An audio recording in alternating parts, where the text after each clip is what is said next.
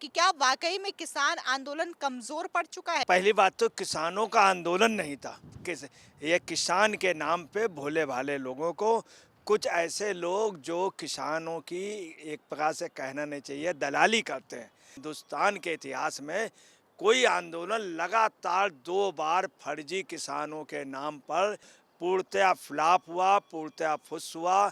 दूसरी आपको बता रहे किसानों के लिए ये किसान के नाम पे शर्म की बात है। मोदी के समय कोई भी फर्जी आदमी जिसने सरकारी खजाने से पैसे मारे ना वो बच सकता है।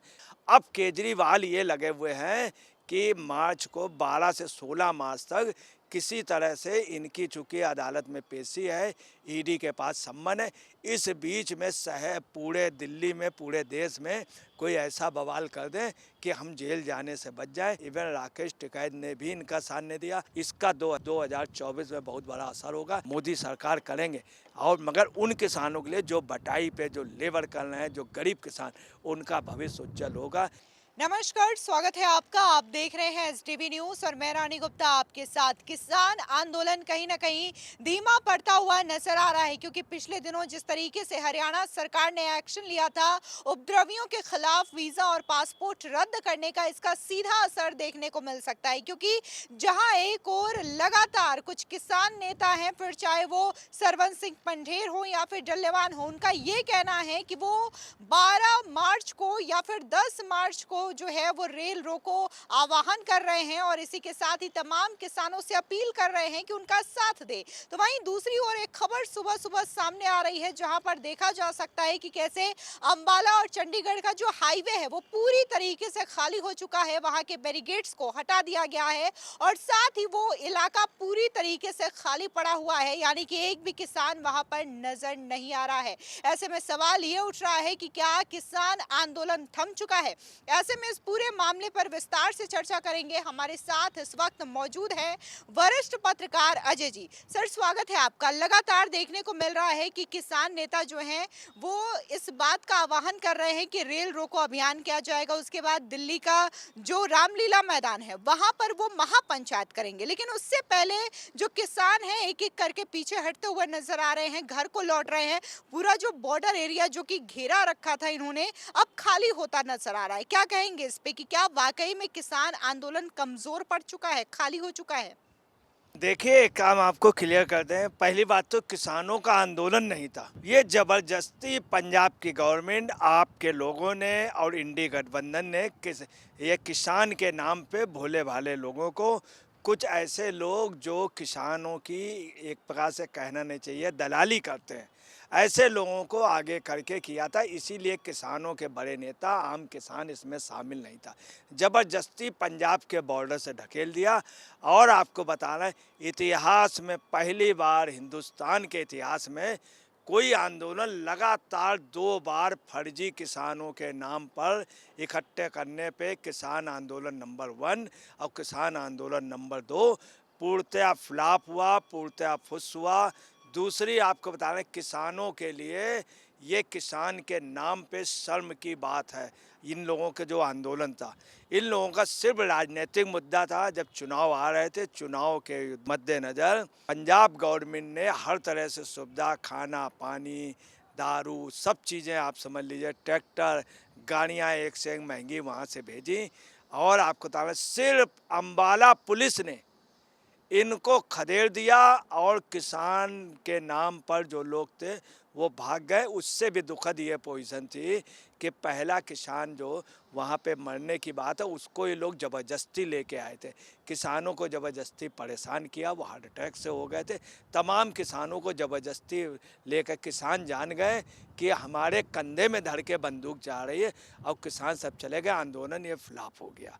अब मैं आपको बता दूं कि ये 22 दिन से चल रहा था अम्बाला चंडीगढ़ एनएच में, हाईवे में। और ये भी जो है वो भी जाम वहाँ से हट गया, पूरे बैरिकेडिंग हटा दिए गए। खूब आवाजाही हो रही है, लोग खूब जा रहे हैं। जो शंभू टोल प्लाजा से कोई भी पंजाब जाने के लिए वैकल्पिक मार्ग नहीं था। और वहीं सद्देपुर के पास 2 जगह पे वैकल्पिक मार्ग था, वहाँ भी जाम की वजह से उमस कॉलोनी के लोगों को बहुत परेशानी हो रही थी। अब सभी जगह से जाम खुल गया, लोग खूब आ जा रहे हैं। पूरी रात परिवहन चलता रहा, आज भी चल रहा है, सुबह चल रहा, दोपहर को भी, और कहीं कुछ भी नहीं, कोई किसान नहीं दिखा।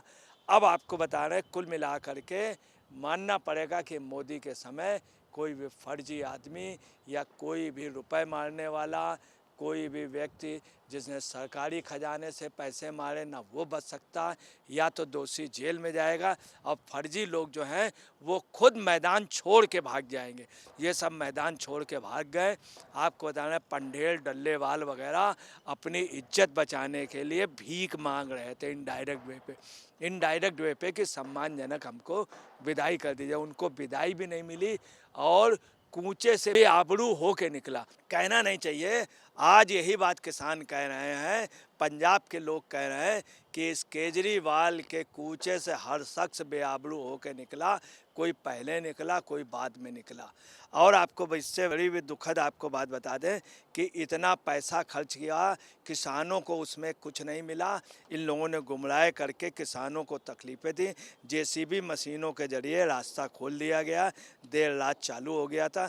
23 दिन बाद ये जो है अम्बाला और चंडीगढ़ मार्ग और ये शंभू टोला वाला, उसके अलावा सद्देपुर वाला मार्ग सब खुल गया। और 13 फरवरी के बाद से पुलिस ने पंजाब में आने वालों के रास्ते को सीज किया था।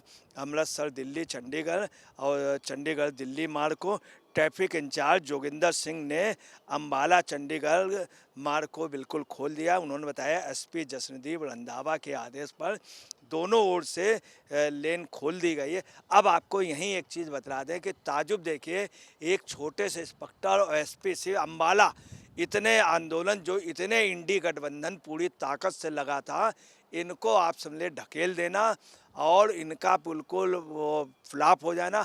अब केजरीवाल ये लगे हुए हैं कि मार्च को 12 से 16 मार्च तक किसी तरह से इनकी चूँकि अदालत में पेशी है, ईडी के पास सम्मन है, इस बीच में पूरे दिल्ली में, पूरे देश में कोई ऐसा बवाल कर दें कि हम जेल जाने से बच जाएं। इसके लिए आप पार्टी अब तैयारी कर रही है कि किसी तरह इनको फिर लाया जाए, मगर अब कुछ भी नहीं होना। डल्लेवाल पंढेर भी डाउन हो गए। और आपको बता रहे हैं, बीक्यूयू भारतीय किसान यूनियन का गैर राजनीतिक दल जो था वो पहले से इनके साथ नहीं था, उसने इन लोगों को बल्कि धिक्कारा भी कि आंदोलन का कुछ वजह आप राजनीतिक ये ले रहे हैं, जो गलत है। दूसरी आपको बता रहे हैं, इवन राकेश टिकैत ने भी इनका साथ नहीं दिया। आज इस आंदोलन, फर्जी आंदोलन की वजह से क्या हुआ, पंजाब में 6 गुट किसानों के हो गए, 6 गुट। उसमें सबसे कमज़ोर गुट डल्लेवाल का हो गया, पंढेर का गुट अलग हो गया। और आपको बता रहे हैं, राजस्थान का किसान आया नहीं।